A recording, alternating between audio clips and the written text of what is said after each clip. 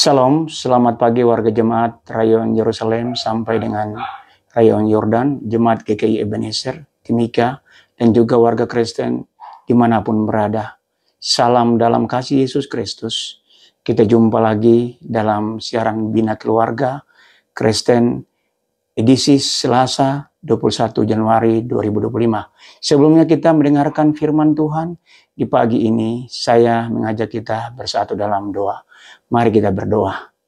Kembali lagi puji dan syukur ya Bapa, di pagi hari yang indah ini ya Tuhan, kami akan mau mendengar suara hati-Mu ya Tuhan. Kiranya Roh-Mu yang kudus menuntun, menyertai, dan memberikan hikmat di dalam kehidupan kami. Supaya ketika kami membaca dan mengerti kebenaran firman ini akan bertumbuh dalam hati, jiwa, dan kehidupan kami. Hanya di dalam nama Bapa, Anak, Putra, dan Roh Kudus. Amin. Bapak Ibu jemaat yang kekasih dalam Tuhan kita Yesus Kristus, mari kita membaca sedikit tentang renungan firman Tuhan yang terambil dari Mazmur 50, yaitu ayat yang pertama sampai dengan ayat yang ketiga. Ibadah yang sejati, Mazmur Asaf. Yang Maha Kuasa Tuhan Allah berfirman dan memanggil bumi dari terbitnya matahari sampai kepada terbenamnya. Sion, puncak keindahan Allah, tampil bersinar. Allah kita datang dan tidak akan berdiam diri di hadapannya. Api menjilat sekelilingnya, bertiup badai yang dahsyat.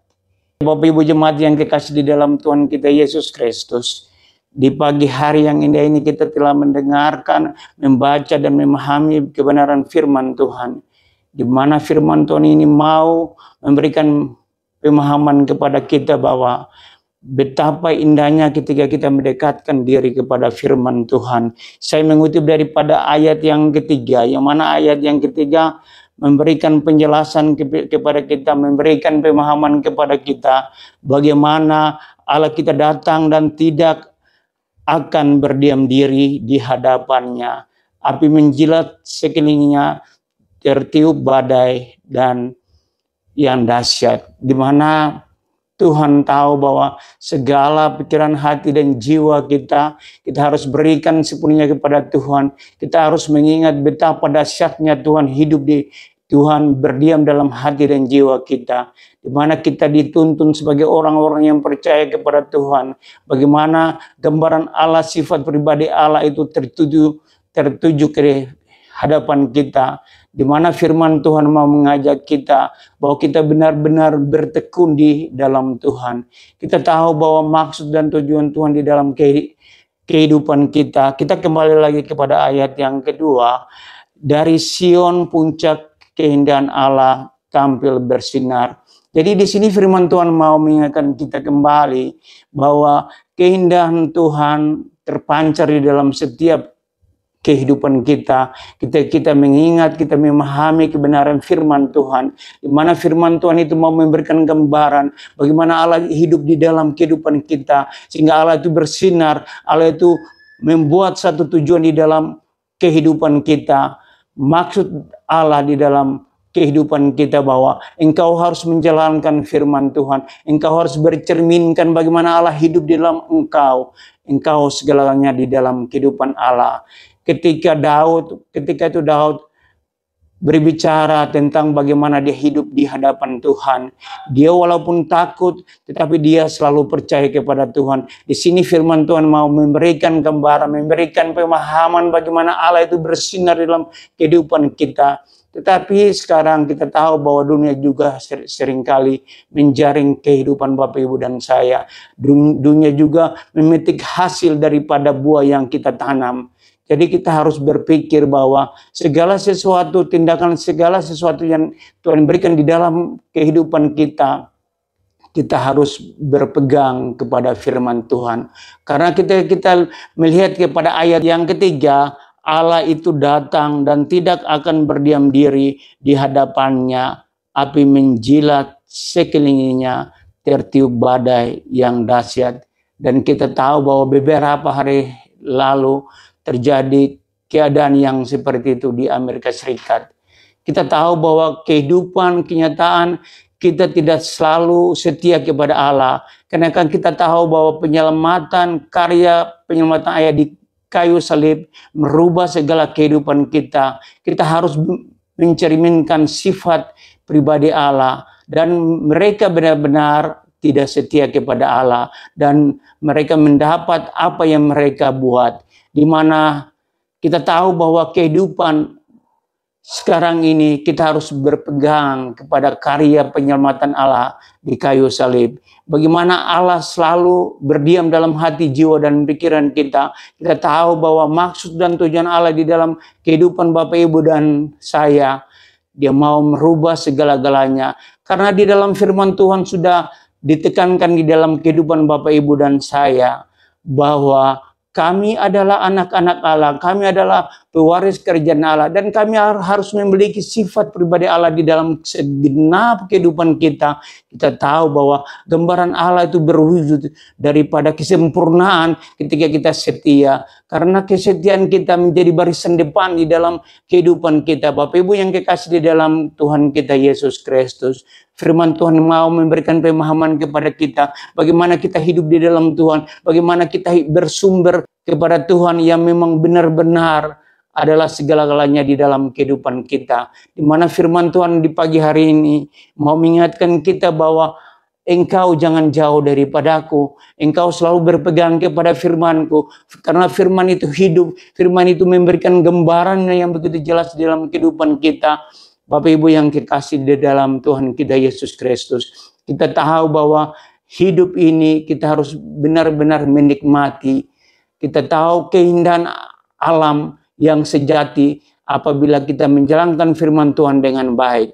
Di mana firman Tuhan itu selalu berdiam dalam hati jiwa kehidupan kita. Bapak Ibu yang kekasih, kita jangan berfokus kepada dunia ini. Karena kita hidup di dunia ini sementara. Kita tahu bahwa kita ini adalah anak-anak kerajaan. Dan kita bawa budaya kerajaan Allah di dalam kehidupan Bapak, Ibu, dan saya. Kita tahu bahwa segala sesuatu Allah mewujudkan di dalam kehidupan Bapak, Ibu, dan saya. Dan kita tahu bahwa bersumber hikmat adalah Tuhan berikan di dalam kehidupan sebagai orang yang percaya kepada Allah Bapa itu sendiri.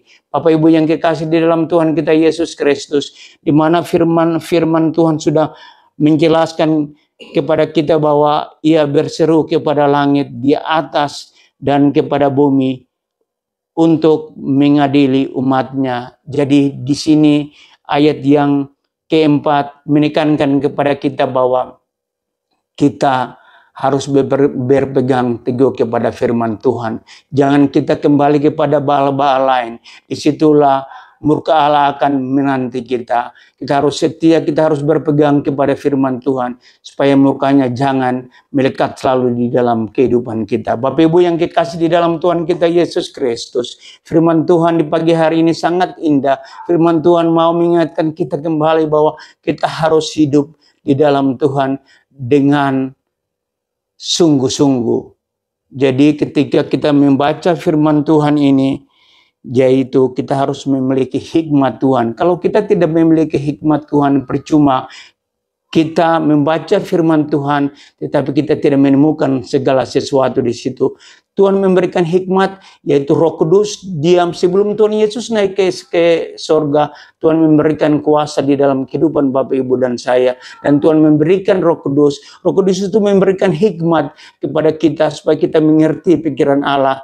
Tetapi ketika kita tidak membaca firman Tuhan dan kita membaca, kita tidak menemukan segala sesuatu di situ. Tetapi ketika kita membaca firman Tuhan, kita menemukan segala sesuatu yang ada di situ. Dan kita tahu, kita menemukan hikmat yang Tuhan berikan di dalam kehidupan kita, kita sangat berarti di hadapan Tuhan. Bapak Ibu yang kekasih, di pagi hari ini, sampai di sini siaran BKK, dan saya berharap bahwa kita selalu berpegang kepada cita-cita dan perintah Tuhan. Cukup sekian pemberitaan firman Tuhan di pagi hari ini. Bapak Ibu yang Tuhan Yesus kasihi. Tapi sebelum itu, mari kita berdoa. Bapa dalam kerajaan surga, di pagi hari ini ya Tuhan, kami telah mendengarkan firman Tuhan. Biarlah firman itu selalu berdiam dalam hati, jiwa, dan pikiran kami. Firman itu selalu membungkus kehidupan kami. Karena kami bukan berasal dari dunia ini. Kami berasal dari Allah itu sendiri. Allah itu adalah tujuan hidup kami ya Bapa di sorga. Terima kasih ya Tuhan, kami telah mendengarkan sedikit tentang pemerintahan firman Tuhan. Ampuni salah dan dosa kami ketika Tuhan mendapati segala pelanggaran, dosa sengaja atau tidak sengaja. Tuhan mengampuni hamba-Mu ya Tuhan. Mengampuni kami semua. Bapa dalam kerajaan surga, hamba mendoakan seluruh jemaat Ebenezer ke dalam tangan-Mu. Hanya di dalam nama Bapa, Anak, Putra, dan Roh Kudus. Amin. Demikian renungan di pagi ini. Kiranya Tuhan Yesus memberikan kita kekuatan untuk melakukan kehendak-Nya, dan kita hidup dalam kebenaran, dan tangan Tuhan selalu menjaga dan memelihara kita di hari ini. Tuhan Yesus memberkati. Shalom.